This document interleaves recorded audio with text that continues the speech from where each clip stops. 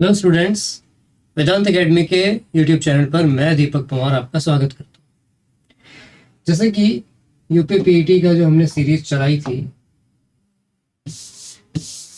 उसमें मैं आपको मैथ्स पढ़ा रहा हूँ और इस सीरीज में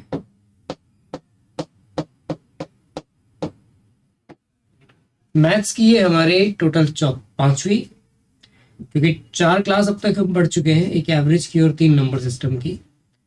तो नंबर सिस्टम का ये हमारे आज क्लास 3rd होगी, ठीक है, या यूं कह लीजिए मैं टॉपिक डालता हूँ नंबर सिस्टम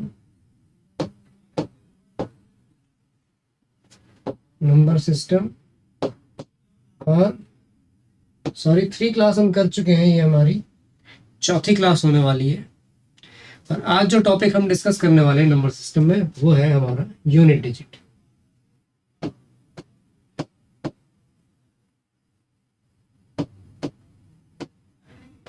यूनिट डिजिट यानी कि इकाई का अंक।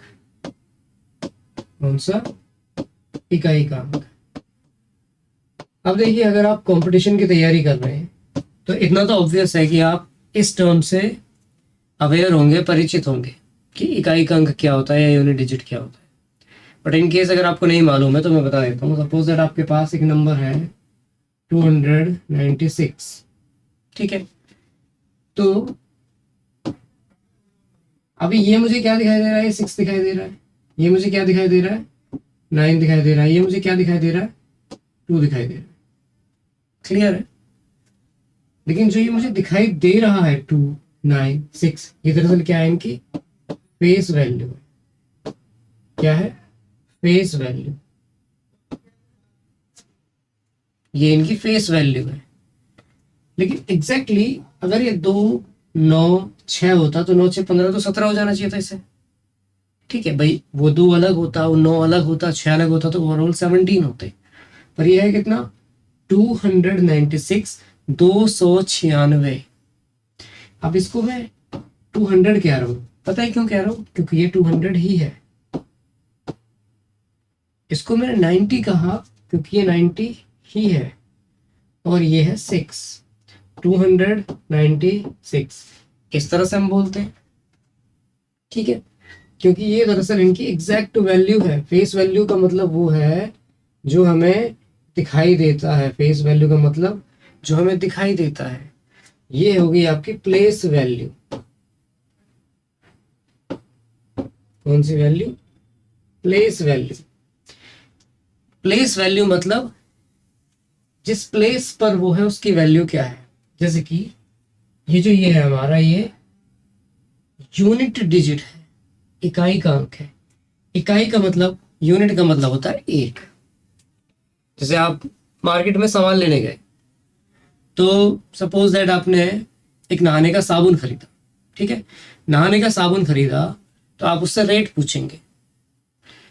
तो सपोज दैट उसने कहा भाई कुछ भी, ये 50 रुपए का है, ये जो नहाने का साबुन है 50 रुपीज इसका प्राइस है। तो 50 रुपीज उसने किस हिसाब से कहा? मान लो आपको महीने में 10 साबुन लगते हैं या मान लो 4 साबुन लगते हैं, तो उसने ये नहीं कहा कि 4 साबुन का रेट 50 रुपए। उसने कहा है 50 रुपीज, 50 पर यूनिट, यानी प्रति इकाई। इकाई का मतलब क्या है? एक का, यानी एक वैल्यू, एक का रेट कितना दिया उसने? 50 दिया। यानी एक पीस अगर आप लोगे, एक यूनिट लोगे, एक साबुन लोगे तो आपको 50 रुपए का पड़ेगा। आप जितने भी यूज करो, महीने में आप 100 लगाओ, लेकिन 50 रुपए पीस के हिसाब से दे दो। यहाँ पे यूनिट किसको इंडिकेट कर रहा है? 1 को। तो इसे वंस का प्लेस भी कहते हैं। वंस का प्लेस भी आपने हो सकता है पढ़ा होगा, हो सकता है कि आपने पढ़ा ही होगा।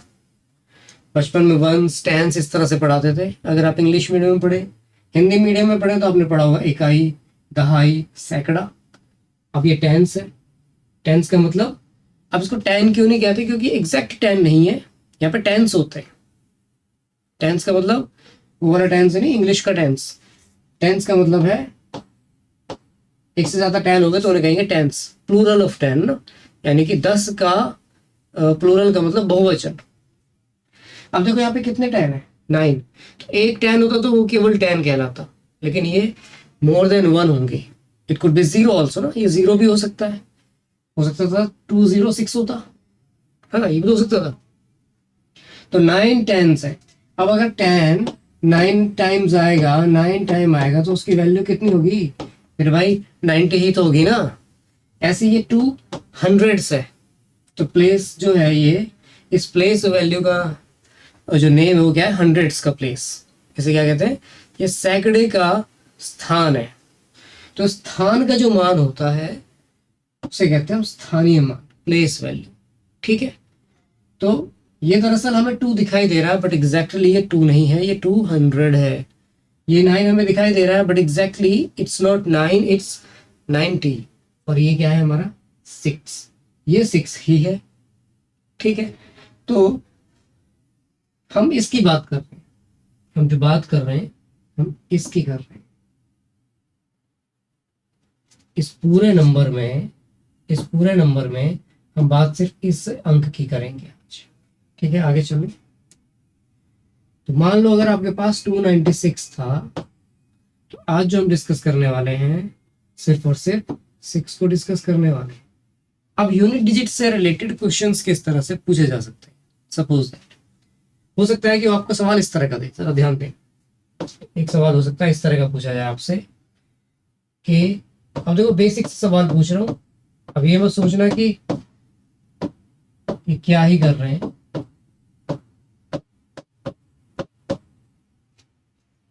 अच्छा, और मैंने 2-2 डिजिट के लिए हैं, ये 2 से ज्यादा डिजिट के हो सकते हैं। मैंने 2 डिजिट के क्यों लिए हैं, क्योंकि मैं ये एक्सप्लेन करना चाहता हूं कि हम जो करेंगे वो हम क्यों करेंगे। ठीक है, देखिए, तो अगर हम इन्हें ऐड करें, भाई पहले तो मैं मैनुअली आपको ऐड ही करके दिखाऊंगा। देखो, अगर हम इन्हें ऐड करेंगे तो कैसे करेंगे, इस तरह से कॉलम्स में इनको सेट करेंगे।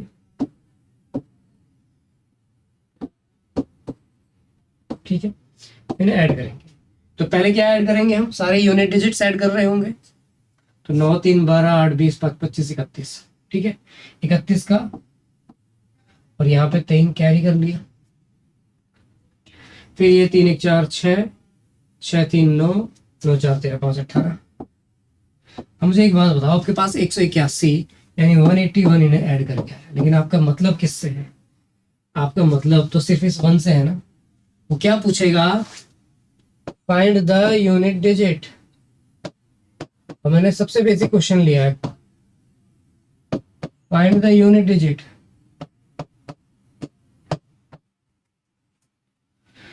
तो यूनिट डिजिट तो 1 ही हुआ, और ये 1 आया कैसे था, सिर्फ यूनिट डिजिट्स को ऐड करके, सिर्फ यूनिट डिजिट्स को ऐड करके। तो जरूरी नहीं है कि 2 ही डिजिट का क्वेश्चन हो, क्वेश्चन हो सकता है कि 3 डिजिट का हो, 5 डिजिट का हो, 10 डिजिट का ही क्यों ना हो। भाई अगर 10 डिजिट का क्वेश्चन दे दे और 7 नंबर्स दे दे या 4 ही दे दे, तो उन्हें ऐड करने में तो टाइम लेगा ना। 40 डिजिट्स को ऐड कर रहे होगे, 10-10 डिजिट के 4 क्वेश्चन, 4 भी नंबर्स आए तो 40 बार ऐड करना पड़ेगा ना। और काम केवल यूनिट डिजिट से चल रहा है, तो जितने नंबर होंगे उतनी बार ऐड करना पड़ेगा। इसमें भी देखो आसानी क्या कर सकते हैं अपने लिए, जैसे कि मान लो 6 5 11 और 11 9 20, 20 का तो 0 आ गया, इसकी जरूरत क्या रही। तो अगर 0 बन रहा है तो पहले 0 बना लो, और फिर देखो 8 3 11 का 1।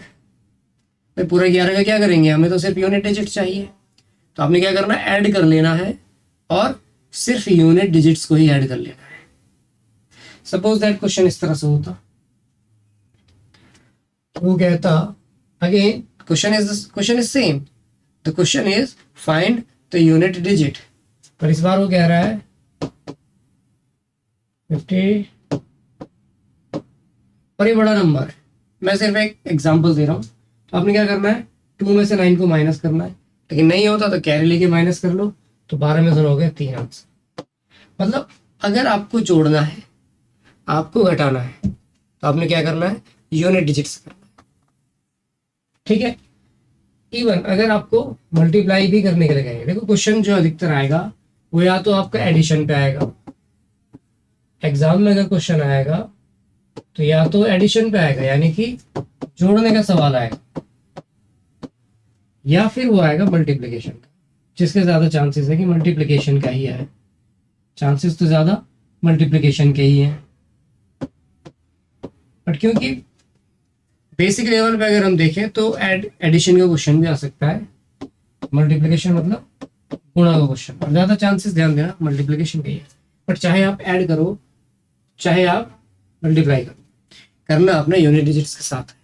इवन सवाल जो है स्क्वायर्स पे आ सकता है, स्क्वायर्स का मतलब होता है वर्गों पे, और पावर्स पे भी आ सकता है, यानी कि घातों पे या घातांकों पे। तो देखो सवाल एग्जाम में पूछे जाने की क्या प्रोबेबिलिटी है, मतलब क्या संभावना है कि किसका ज्यादा पूछा जा सकता है, वो देखिए। एक तो आपका मल्टीप्लिकेशन का आ सकता है, दूसरा हो सकता है स्क्वायर्स का आ जाए या फिर पावर्स का आ जाए। एक ही बात है, स्क्वायर्स हो पावर्स हो, खेल सारा पावर्स का ही चल रहा है। स्क्वायर थोड़ा छोटा लेवल हो गया, पावर में कितनी पावर आ सकती है, स्क्वायर में केवल पावर 2 रहेगी। अगर मल्टीप्लिकेशन का क्वेश्चन आ जाए, सपोज दैट कि मल्टीप्लिकेशन का क्वेश्चन आ जाए, तो कैसे करेंगे, उसको डील करने का तरीका क्या होगा। सपोज दैट आपने मल्टीप्लाई करना है 49 को, सपोज दैट 37 से, 49 को आप 37 से मल्टीप्लाई कर रहे हैं। देखिए कैसे करते हैं मल्टीप्लाई करने का हमारा क्या तरीका रहता है। 49 और 37 को पहले हम कैसे लिखेंगे, कॉलम्स में, ठीक है। फिर हम क्या करते हैं कि जो यूनिट डिजिट है उसको पहले यूनिट डिजिट से फिर 10th डिजिट से मल्टीप्लाई करते हैं, ऐसे ही करते हैं। तो आपका हो गया, क्या हो गया आपका 7 9 63, कैरी है आपका 6, 7 4 28 और 6 34। इसके बाद अगले स्टेप में हम क्या करते हैं, इसे ध्यान से देखना, यहाँ पे हम लगाते हैं 0, ये दिख नहीं रहा होगा, मैं पेन चेंज करता हूँ, यहाँ पे लगाते हैं 0। कुछ लोग कहेंगे यहाँ पे हम क्रॉस लगाते हैं, वो सेम ही है। क्रॉस का मतलब यहाँ कुछ नहीं है और 0 का मतलब भी यहाँ कुछ नहीं है। पर ये मैं 0 क्यों लगा रहा हूँ, मतलब हमें 0 लगाना चाहिए टेक्निकली, क्यों वो मैं बता देता हूँ। देखिए ये क्या है 37 में, ये है, हमें दिखता है कि 3 है, तो एग्जैक्टली ये 30 है। मैं थोड़ी देर पहले डिस्कस कर चुका हूँ, ये क्या है 30 है। अब सपोज दैट 49 को आप 30 से मल्टीप्लाई करोगे तो भाई 0 तो ऐसी रह जाएगी, तो ये वो 0 है, और बाद में फिर क्या है 3 से मल्टीप्लाई करेंगे। अब होता यह है कि हम टेक्निकलिटी को तो देखते नहीं है। अरे तो चलो गुणा का सवाल है, तुम कहोगे कि यार इतनी टेक्निकलिटी गुणा के सवाल में क्यों सीखें, जब हमें आती है कर सकते हैं, हमें स्कॉलर तो बनना नहीं। लेकिन मैं जो बताने जा रहा हूँ कि ये केवल मल्टीप्लिकेशन की बात नहीं है, ये हर एक टॉपिक में है। अगर डेप्थ में नहीं जाओगे तो फिर खो जाओगे। कुछ लोग कहते हैं कि डेप्थ में खो जाते हैं, नहीं, मैं जो कहना चाह रहा हूँ, अगर डेप्थ में नहीं जाओगे तो सवालों में भटक जाओगे। अगर थोड़ा सा भी ट्विस्ट करके सवाल पूछा तो आप बौखला जाओगे, यार करना क्या है, ये तो पढ़ा ही नहीं, यार ये तो क्लास में नहीं कराया, सर ने ऐसा कभी बताया नहीं। अरे सभी क्वेश्चंस कैसे डिस्कस कर पाएंगे, किसी भी क्लास में सभी तरह के क्वेश्चंस तो डिस्कस करना, मैं नहीं कह रहा कि इम्पॉसिबल है, लेकिन थोड़ा सा मुश्किल तो है। और तो भाई ये 0 तो उसका है, फिर 3 से मल्टीप्लाई कर लेंगे, तो 3 से मल्टीप्लाई करो, 3 9 27, कैरी किया आपने 2 इस बार, 3 4 12 और 2 14। फिर क्या करते थे हम इन्हें ऐड कर लेते थे और ये आ जाता था, ठीक है। Again the question is same कि यूनिट डिजिट बताओ, तो यूनिट डिजिट 3 है, और ये 3 आया कहाँ से, ये 3 आया है एक तो इस 3 की वजह से, और इस 3 और 0 को ऐड करने से, जिसमें कि ये जो 0 है, ये जो 0 है ये तो कभी चेंज ही नहीं होगी भाई। यहाँ पे आप क्रॉस लगाओ या 0 लगाओ, इसका मतलब यही तो है कि यहाँ पे कुछ नहीं है। तो यूनिट डिजिट को डिसाइड कौन करेगा, ये वाला डिजिट। और ये कहाँ से आया है, ये इन दोनों को मल्टीप्लाई करके आया है ना। जब आपने 7 को 9 से मल्टीप्लाई किया था तभी तो 3 आया था और 6 आपने कैरी किया था। यानी कि अगर आपको मल्टीप्लाई भी करना है तो यूनिट डिजिट्स को ही मल्टीप्लाई करेंगे, आप कहेंगे ये बात डायरेक्ट भी बताई जा सकती थी, बिल्कुल बताई जा सकती थी, पर मैं चाहता हूं कि आप ये जानें कि हम जो कर रहे हैं, भाई सवाल कराने के लिए क्या बता देते हैं कि ये सवाल है और इसको ऐसे करना है, लेकिन ये जानना ज़्यादा ज़रूरी है कि इस सवाल को ऐसे करना है, लेकिन ऐसे क्यों करना है। अगर आपके पास क्यों का जवाब होगा तो सवाल अगर ट्विस्ट करके पूछा जाएगा तो आप आसानी से उसको आंसर कर पा रहे होंगे, नए सवाल से भी आप खेल रहे होंगे, अदरवाइज आप पुराने सवाल पे भी अटक रहे होंगे। समझ रहे हो? अच्छा, सो हमें क्या करना है, 9 7 63 का आंसर 3। तो मल्टीप्लाई कितनी ही बड़ी पूछ रहे, आपने क्या करना है, आपने सिर्फ यूनिट डिजिट्स को मल्टीप्लाई करना, आंसर लेना, खत्म। आ जाओ। अब अगर इसी में सवाल मल्टीप्लिकेशन में किस किस तरह से हमें सवाल को देखना है, देखिए कई बार क्या होता है कि सवाल सिर्फ देखने पे सॉल्व हो रहा होता है, सवाल कई बार देखने से सॉल्व हो रहा होता है, कई बार सवाल को सॉल्व ही करना पड़ेगा, और एग्जाम के पॉइंट ऑफ व्यू से तो कई बार अधिकतर सवाल ऐसे आपको मिलेंगे कि आपको सॉल्व बहुत कम करना पड़ रहा होगा, मतलब पेन का ना के बराबर यूज कर रहे होगे, थोड़ा बहुत यूज करके ही आपका काम हो रहा हो। प्रॉपर सॉल्व करोगे तो बात अलग है, पर प्रॉपर सॉल्व करने से प्रॉब्लम यही कि टाइम लगता है। देखो जरा, अगर मैं नेक्स्ट क्वेश्चन को देखूं, सपोज दैट कि आपके पास नंबर है कुछ ऐसे,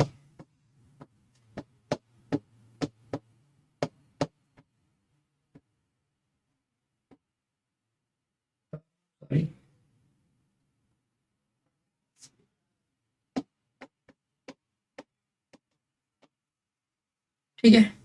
अब अगेन क्वेश्चन इज सेम कि फाइंड द यूनिट डिजिट, इकाई का अंक बताइए। अब देखिए, अगर आपको कहीं भी 5 दिखाई दे, एक बार दिखाई दे या एक बार से ज्यादा दिखाई दे, अगर आपको 5 दिखाई दे तो दो पॉसिबिलिटीज है, सवाल का आंसर आने की दो पॉसिबिलिटीज है। अब 5 का पहाड़ा याद कीजिए, 5 के पहाड़े में क्या आता है, 5 एकम 5, 5 दूनी 10, 5 तिया 15, 5 चौक 20, 25, 30। आप क्या महसूस कर रहे हैं? मैं तो ये महसूस कर पा रहा हूं कि जितने भी ऑड डिजिट्स हैं, टेबल जितनी ऑड बार पढ़ा जा रहा है तो यूनिट डिजिट 5 हो रहा है, और जब इवन टाइम्स पढ़ा जा रहा है तो यूनिट डिजिट 0 हो रहा है। तो इसका यूनिट डिजिट या तो ऑड होगा, सॉरी 5 होगा, या फिर 0 होगा। अगर आप 5 से अगर आप ऐसे नंबर से मल्टीप्लाई कर रहे हैं जिसका यूनिट डिजिट 5 है, तो आप कितने भी नंबर ले लो, उसका यूनिट डिजिट या तो 5 पॉसिबल है या फिर 0 पॉसिबल है। इतनी बात तो समझ में आई होगी, ठीक है। अच्छा, लेकिन जब ये ऑड के साथ मल्टीप्लाई हो रहा है तो क्या दे रहा है, 5, और जब इवन के साथ मल्टीप्लाई हो रहा है तो तब दे रहा है 0। तो अब आपने क्या देखना है कि अगर आपने एक बार 5 देख लिया तो उनको छोड़ दो, बाकी को देखो, 9 3 7 कैसे आए, ऑड। तो अब आपका आंसर क्या आएगा, 5। करके देख लो, 5 9 सा 45 का 5, 5 6 सा 15 का 5, 5 7 सा 35 का 5, 5 5 से 25 का 5। तो क्या है, 5 ही है। लेकिन अगर मान लो ये क्वेश्चन ऐसे होता कि इसे मिटा देता हूं, यहां 39 की जगह 38 होता। अब ध्यान दो कि जरूरी नहीं है कि सारे ही इवन हो, लेकिन अगर एक भी इवन है, अगर एक भी इवन है, 5 आपको दिखाई दे रहा है यूनिट डिजिट, और उस 5 के अलावा जो नंबर्स हैं उनमें कहीं पे भी आपको यूनिट डिजिट इवन दिख जाए, जैसे यहाँ पर 8 मुझे दिखाई दिया, तो फिर इसका मतलब इसका यूनिट डिजिट क्या रहने वाला है, 0। क्यों, वो 5 4 ज़ा 80, सॉरी 5 8 ज़ा 40, सॉरी उल्टा हो गया, 5 8 ज़ा 40, तो 0 आ गया। अब 0 के किसी में मल्टीप्लाई करते रहो, 0 ही आता रहेगा। तो अगर मान लो खुद से सवाल एक इस तरह से पूछ लिया जाता कि 45 की जगह मान लो 38 है, 40 है, 97 या 93 है, 77 है, अब एक बार 0 आ गया तो भी आंसर क्या रहने वाला है, 0। तो जितने 0 रहेंगे एंड में उतने 0 तो रहते हैं। मान लो यहाँ पे भी 0 होता तो एक बार 0 आ जाता, पर क्योंकि हमें एक से ज्यादा की जरूरत ही नहीं है, एक बार भी 0 आ गया तो यूनिट डिजिट तो एटलीस्ट 0 ही रहने वाला है, उससे ज्यादा कितने हमें मतलब ही नहीं है, क्योंकि हमें काम किससे, सिर्फ यूनिट डिजिट से। समझ पा रहे हैं कि नहीं समझ पा रहे? तो अगर 0 पहले से ही दिखाई दे जाए तो आंसर ऑब्वियसली 0 है, और अगर कहीं पे 5 दिखाई दे जाए तो अगर सारे ऑड हैं तो 5, और एक भी इवन है, एक भी, सारे इवन हुए तो कोई बात नहीं, लेकिन अगर एक भी इवन नंबर कहीं दिखाई दे रहा है तो इसका मतलब फिर तो यूनिट डिजिट 0 ही रहेगा। और अगर इसमें भी कहीं 0 होता ऑब्वियस सी बात है 0 होता। ठीक है, तो ये बात थी मल्टीप्लिकेशन की, ये बात थी मल्टीप्लिकेशन की। लेकिन अगर बात स्क्वायर्स की जाए, अगर बात स्क्वायर्स की जाए तब क्या हो? अगर मैं स्क्वायर्स की बात करने लगूं,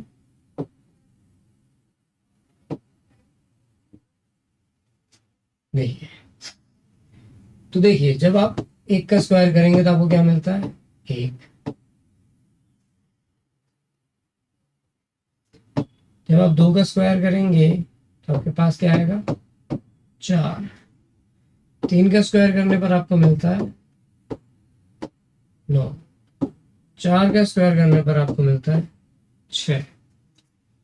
5 का स्क्वायर करेंगे तो आएगा 5। वहीं अगर आप 6 का स्क्वायर करेंगे तो आपका आएगा 6। 7 का स्क्वायर करेंगे तो आपका आएगा 9। 8 का स्क्वायर करेंगे तो यूनिट डिजिट आएगा 4। 9 का स्क्वायर करेंगे तो यूनिट डिजिट आएगा 1। 10 का स्क्वायर करेंगे तो यूनिट डिजिट आएगा 0। अब कुछ बातें हैं जो ऑब्जर्व करनी है और फिर कहानी को आगे बढ़ाएंगे। देखो जरा, पता नहीं चलेगा नहीं चलेगा सर। देखिए यहाँ पे कुछ डिजिट मुझे ऐसे दिखाई दे रहे हैं कि जिनका स्क्वायर करने पर अगर वो यूनिट डिजिट है तो यूनिट डिजिट चेंज नहीं होता। एक तो है 1, एक है 5, एक है 6 और एक है 0। तो आप क्या महसूस कर पा रहे हैं कि जब आप 1, 5, 6 और 0 पहले लिख देते हैं, 0 का स्क्वायर कर रहे हैं तो आपको कोई चेंज नहीं दिखाई दे रहा। आपको चेंज कैसा दिखाई दे रहा है? कोई चेंज नहीं। अच्छा, फिर आप देखिए 2 का स्क्वायर करने पे 4 आ रहा है, 3 का स्क्वायर करने पे 9 आ रहा है, 4 का स्क्वायर करने पे 6, 7 का 9, 8 का 4, 9 का स्क्वायर करने पे 1। अब आप क्या महसूस कर रहे होंगे कि कुछ ऐसे डिजिट रह गए जो स्क्वायर करने पर जो परफेक्ट स्क्वायर होता है उसमें आते ही नहीं है। जैसे कि आपको इसमें 2 नहीं दिखा होगा, 3 नहीं दिखा होगा, 7 नहीं दिखा होगा, 8 नहीं दिखा होगा। अब आप देख लो जो ये स्क्वायर्स आए हैं परफेक्ट स्क्वायर, इसमें 2, 3, 7, 8 कहीं नहीं है। 2, 3, 7, 8 कहीं भी नहीं है। तो ये इनका आना पॉसिबल ही नहीं है। अगर आपके पास एक परफेक्ट स्क्वायर है तो कभी भी उसका यूनिट डिजिट 2, 3, 7, 8 में से हो ही नहीं सकता। क्लियर है? 2, 3, 7, 8 कभी नहीं होगा। तो अगर आपसे पूछा जाए कि भाई इसका क्या पॉसिबल, ऐसी क्या पॉसिबिलिटी है कि यूनिट डिजिट कभी ना हो, तो इनके होने की पॉसिबिलिटी नहीं है। देखो 0 मतलब इनको छोड़ के 0 हो गया, 4 हो गया, 5 हो गया, 6 हो गया, 9 हो गया, 0 हो गया। इन 6 डिजिट्स के यूनिट डिजिट पे, यूनिट प्लेस पे होने की पॉसिबिलिटी है, लेकिन ये कभी आएंगे ही नहीं। ठीक है, यहाँ तक बात क्लियर है? तो अगर मान लो आपसे सवाल इस तरह से पूछ ले, अगर सवाल आपसे इस तरह से पूछ ले कि सवाल नंबर कौन सा है ये, 5 देख चुके थे, चलो 6 लिख लेते हैं इसे। देखिए सपोज दैट आपसे सवाल पूछा जाए इस तरह से,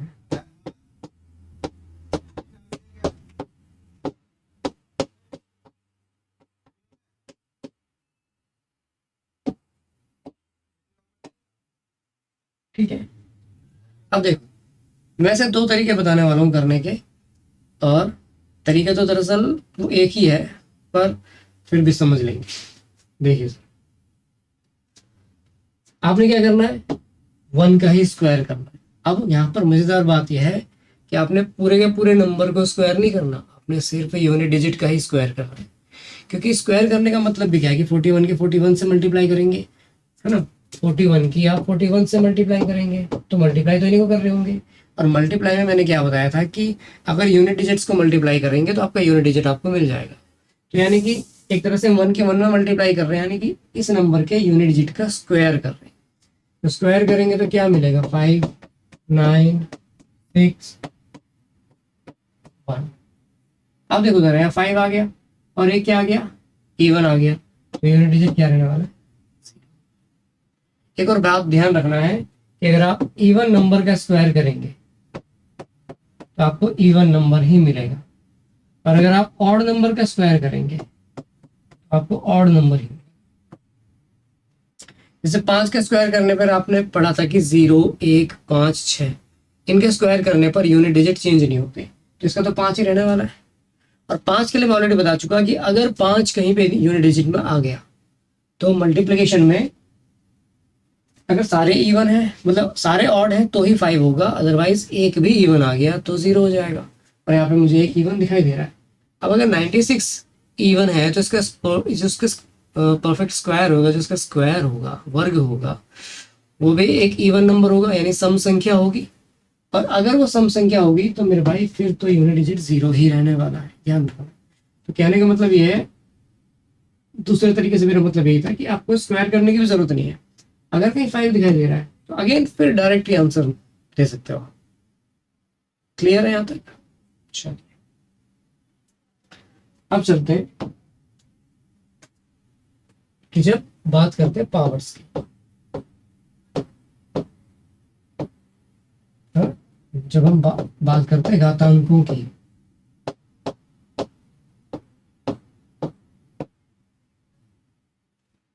जब घातांकों की बात करेंगे तो यहां पर अब एक नया टर्म हमें सीखने की जरूरत है, जिसे कहते हैं साइक्लिसिटी।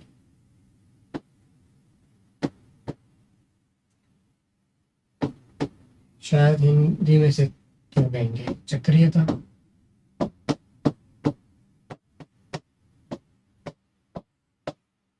अब इसका मतलब क्या है साइक्लिसिटी का? देखिए, साइक्लिसिटी का मतलब होता है, जैसे साइकिल होती है ना, साइकिल को साइकिल क्यों कहते हैं?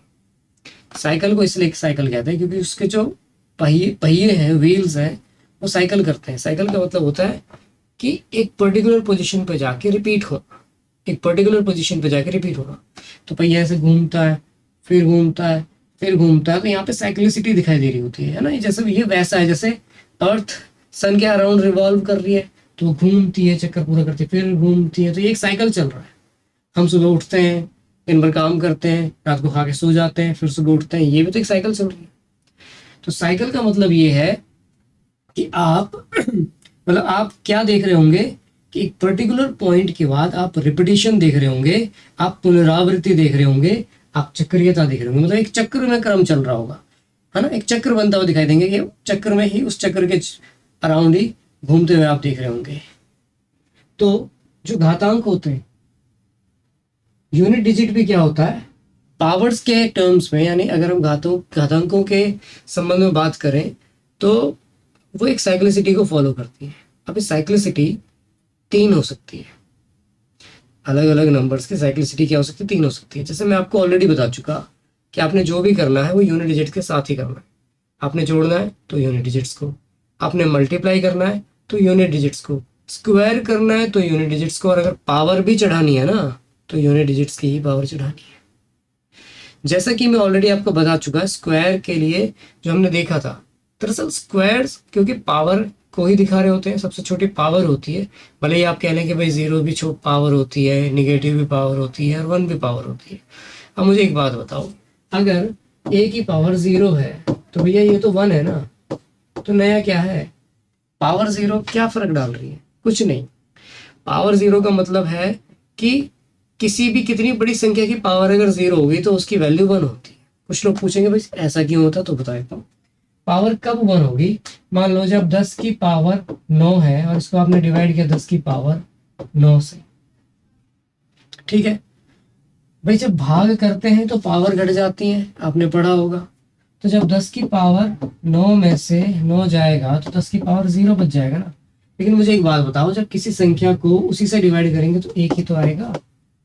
तो इसलिए किसी की भी पावर 0 उसकी वैल्यू 1 होती है, क्योंकि पावर 0 तभी हो सकती है जब किसी नंबर को आप उसी नंबर से मल्टीप्लाई कर रहे हो, तभी तो पावर 0 होगी, क्योंकि घट के 0 रह जाएगी। तो पावर 0 का क्या मतलब? अच्छा, पावर 1 की बात करें तो किसी भी नंबर की अगर पावर 1 है तो वो नंबर ही रहता है, चेंज कुछ नहीं आया। 10 की पावर 1 का मतलब 10 है, 100 की पावर 1 का मतलब 100 है, 19 की पावर 1 का मतलब 19 है। फर्क क्या पड़ा? कुछ भी तो नहीं। निगेटिव पावर की बात कर लेते हैं। चलो, कुछ लोग कह रहे हो निगेटिव पावर भी तो होती है, तो मान लो अगर ए की पावर -3 है, तो मेरे भाई ये क्या है? ए की पावर 3 का रेसिप्रोकल ही तो है। रेसिप्रोकल का मतलब व्युत्क्रम है, उल्टा है। तो काम तो इसी ने करना है ना, पावर ने, 3 ने। निगेटिव पावर क्या करेगी? निगेटिव पावर सिर्फ इसको दिखाने का तरीका है, ये मान लो। भाई होती है, मैं मान रहा हूँ, है ना। मैं इस बात से, मैं इस कॉन्सेप्ट को नकार नहीं रहा कि इसकी ज़रूरत नहीं थी, लेकिन मैं ये कहना चाह रहा हूँ कि इसकी हमें एग्ज़ाम में इतनी ज़रूरत नहीं कि हम इसे इस पर इतना ज़्यादा ध्यान दे दें, ठीक है। तो पावर्स जो हैं वो साइक्लिसिटी को फॉलो करती है, और मैंने ये कहा था कि स्क्वायर से पावर शुरू होती है। तो जिस तरह से मैंने कहा था कि 0, 1, 5, 6 ऐसे होते हैं जिनकी पावर चेंज नहीं होती जब आप स्क्वायर करेंगे। मज़े की बात यह है कि इनकी किसी भी पावर के लिए यूनिट डिजिट चेंज नहीं होती। यानी कि अगर आपके पास 21 है और आप इसकी पावर कुछ भी n लगा दो, तो यूनिट डिजिट तो बनी रहने वाला है। अब कुछ लोग कहेंगे कि n का मतलब क्या है? n का मतलब कुछ भी हो सकता है। n 100 हो सकता है, 151 हो सकता है, 2001 हो सकता है, 2101 हो सकता है, कुछ भी हो सकता है। n की किसी भी वैल्यू के लिए इसका यूनिट डिजिट चेंज नहीं होगा अगर आपके पास पहले से यूनिट डिजिट 0, 1, 5, 6 हो। और अगर आप नोट कर रहे हैं साथ साथ, तो आप पलट के देख लो। क्या हो सकता है पेज के ऊपर आपने लिखा हो कि मैं ऑलरेडी बता चुका कि स्क्वायर करने पर ये यूनिट डिजिट चेंज नहीं होते। ये मेरे भाई किसी भी पावर के लिए चेंज नहीं होते। ये इनकी मजेदार बात है। अच्छा, इस साइक्लिसिटी को हम कहते हैं 1, क्योंकि हर एक पावर पे यूनिट डिजिट कैसा है? सेम है, चेंज नहीं हो रहा। क्लियर है? चलो, अच्छा, तो मैं कह रहा था कि पावर हो सकती है 3 तरह की। पहली, जब साइक्लिसिटी कितनी हो? 1 हो। मैं काम करता हूँ, एक और पेज ले लेता हूँ। जब साइक्लिसिटी 1 हो, तो ये किस किस की होती है? 0 की होती है, 1 की होती है, 5 की होती है और 6 की होती है। साइक्लिसिटी हो सकता है कि 2 की हो। अब जब 1 की साइक्लिसिटी थी तो उसका मतलब ये था कि हर एक पावर पे यूनिट डिजिट कैसा है? सेम है, रिपीट हो रहा है या सेम ही रह रहा है। जब साइक्लिसिटी 2 हो जाएगी तो इसका मतलब यह है कि हर 2 पावर पे यूनिट डिजिट क्या हो जाएगा? साइक्लिसिटी दिखाएगा, यानी कि रिपीट होगा, दोबारा दिखाई देगा, सॉरी। और ऐसे केवल 4 और 9 2 ही डिजिट होते हैं। समझो, सपोज दैट 4 की पावर 1 है तो यूनिट डिजिट 4 है। अगर 4 की पावर 2 है तो यूनिट डिजिट 6 है। अगर 4 की पावर 3, तो इसका मतलब क्या है कि भाई 4 की पावर 2 में एक और 4 की मल्टीप्लाई होगी, तो 6 में 4 की मल्टीप्लाई करोगे अगेन 4 आ जाएगा। फिर 4 की पावर 4 करोगे, फिर 4 4 जा 16 का 6 आ जाएगा। तो आप क्या महसूस कर रहे हैं कि जब एक थी और फिर एक छोड़ के दूसरे पे फिर रिपीट हो गई, फिर ऐसी रिपीट हो जाएगी। लेकिन साथ ही साथ ध्यान देने की बात क्या है कि जब ऑड है पावर, जब पावर ऑड है तो यूनिट डिजिट 4 रहा। मतलब यूं समझ लो कि ऑड होने पर जिसकी साइक्लिसिटी 2 है उसका यूनिट डिजिट चेंज ही नहीं होता, और अगर इवन है तो चेंज होगा। तो 4 का क्या हो जाएगा? 6। ऐसे ही अगर आप 9 की बात करें तो ऑड होने पर वो 9 ही रहेगा, लेकिन इवन होने पर क्या हो जाएगा? वो 1 हो जाएगा। आप करके देख लेना इस तरह से पावर्स लगा के। आप चाहो तो कैलकुलेटर से मल्टीप्लाई करके देख सकते हैं, और आप क्या महसूस करेंगे कि 9 की पावर्स अगर ऑड होती है तो यूनिट डिजिट 9 ही रहता है। मतलब आप देख पा रहे होगे कि 4, यहाँ मैं 4 की बात कर रहा हूँ, यहाँ मैं 9 की बात कर रहा हूँ, और आप देख पा रहे होगे कि जब पावर ऑड है तो ना तो 4 का यूनिट डिजिट चेंज हो रहा और ना ही 9 का। लेकिन जब इवन है तो दोनों का यूनिट डिजिट चेंज हो जा रहा है। 4 बन जा रहा है 6 और 9 बन जा रहा है 1। क्लियर है? ये हुई साइक्लिसिटी 2 की। ये साइक्लिसिटी किसकी हुई? 2 की। चलिए, अब देखिए जब साइक्लिसिटी किसकी हो? 4 की। और याद करो वो 4 नंबर जो थोड़ी देर पहले बताए थे, 2, 3, 7, 8। उन्हीं चारों की साइक्लिसिटी क्या होती है? 4 होती है। इन्हीं चारों की साइक्लिसिटी क्या होती है? 4 होती है। ये वो नंबर से याद करो, ये वो यूनिट डिजिट थे जो किसी परफेक्ट स्क्वायर के यूनिट डिजिट नहीं हो सकते।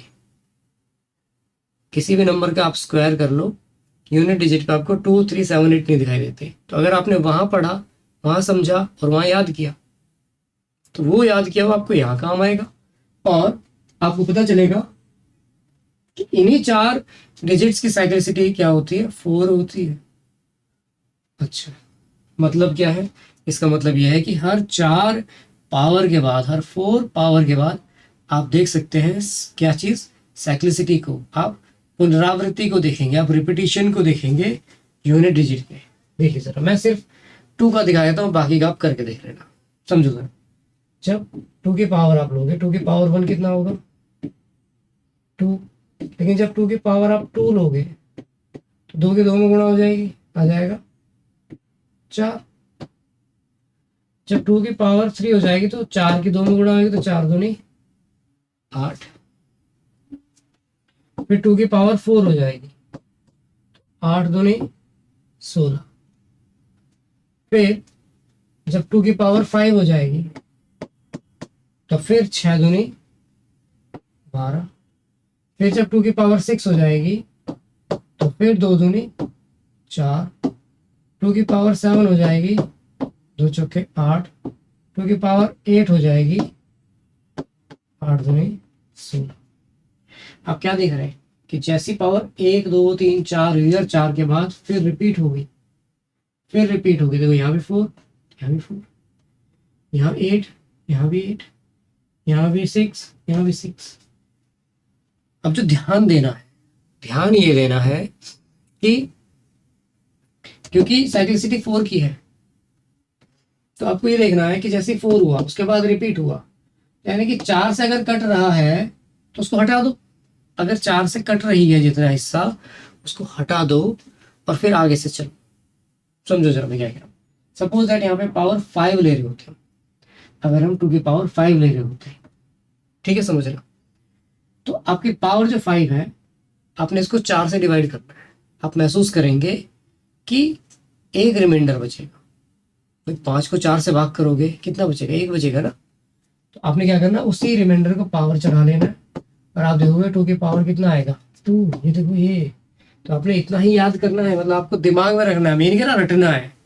सवाल करते करते याद हो जाता है मेरे भाई। आ जाओ सर। 2 की पावर 6, 6 को 4 से डिवाइड करो, क्या बचेगा, पावर 2। 2 की पावर 7, 7 को 4 से डिवाइड करो, क्या बचेगा, 2 की पावर 3। 8 को जैसे ही आपने 4 से डिवाइड किया तो इसका मतलब 6। भाई जैसे 4 से डिवाइड हो जा रहा है, आप क्या देख पा रहे हैं कि यूनिट डिजिट 6 आ रहा है। और इवन जीरो को छोड़ के, जीरो को छोड़ के किसी भी यूनिट डिजिट की पावर को अगर आप 4 से डिवाइड करते हैं और वो 4 से डिविजिबल है, तो यूनिट डिजिट 6 ही रहने वाला है। यूनिट डिजिट फिर चेंज नहीं होगा, ठीक है। आ जाओ। तो यहाँ पे 2 की पावर 2 यानी 4, यहाँ पे 8 और ये 6। मान लो अगर आपको दिया हो कि 212 की पावर 1003 है और बताओ कि यूनिट डिजिट क्या होगा। 212 के पावर है 1003। तो आपने क्या करना है, आपको पता है कि 1004 से कट जाएगा, यूनिट डिजिट 2 है, 2 की पावर 3 यानी कि 8। आपने सिर्फ पावर को 4 से डिवाइड करना है सबसे पहले, और जो रिमाइंडर बचेगा 4 से डिवाइड करना तो आता होगा। अब अगर आप ऐसे करके डिवाइड कर रहे हो तो फिर तो भाई थोड़ा सा कठिनाई हो जाएगी। 4 से डिवाइड आपको डायरेक्ट करना है, इतनी आदत तो डालनी ही पड़ेगी अगर नहीं है तो, नहीं तो मुश्किल हो जाएगा मेरे भाई। यहाँ देखो जरा, 4 से डिवाइड किया 3 बचा, तो जो बच गया ना उसे ही पावर चढ़ाना और सिर्फ यूनिट डिजिट की चढ़ाना, यानी कि पूरे 212 की 3 बार आप मल्टीप्लाई कर रहे हो, क्योंकि पावर 3 आसान हो गया। मैंने क्या बताया, पावर सिर्फ यूनिट डिजिट की चढ़ानी है। अच्छा, तो इस हिसाब से अगर देखें तो बाकी के भी मैं सिर्फ यूनिट डिजिट से 3 की बात करोगे तो 3 की पावर 1 कितना हो जाएगा, 3। 3 की पावर 2 कितना हो जाएगा, 9। 3 की पावर 3 कितना हो जाएगा, 7। और 3 की पावर 4 कितना हो जाएगा। अच्छा, जैसे मैंने बताया था ना कि E1 की पावर अगर 4 है तो 6 आएगा, या 4 का मतलब यह है कि 4 से डिविजिबल है, और ऑड की पावर 4 है तो हमेशा 1 है। बस ध्यान देना कि इसमें 0 नहीं होता, इसमें 5 नहीं होता, क्योंकि ये तो चेंज ही नहीं होते, इनकी साइक्लिसिटी 1 होती है। साइक्लिसिटी तो 1 और 6 की भी होती है, और 1 इस कैटेगरी में आ जाता है और 6 इस कैटेगरी में लाई करता है, तो वो फर्क नहीं डालता। ये फर्क डालते हैं तो इन्हें दिमाग में रखना पड़ेगा, ठीक है। इसे ध्यान से समझ रहे हैं ना, ये बहुत जगह काम आएगा, बहुत जगह काम आएगा डायरेक्ट करने में। अगर आपका 7 की पावर 1 है तो आपका है 7, अगर 7 की पावर 2 है तो आपका आ जाएगा 9, अगर 7 की पावर 3 है तो आपका आएगा 3, और अगर 7 की पावर 4 है तो ऑड आ गया तो 1, ऑड आ गया तो सीधा 1, ठीक है।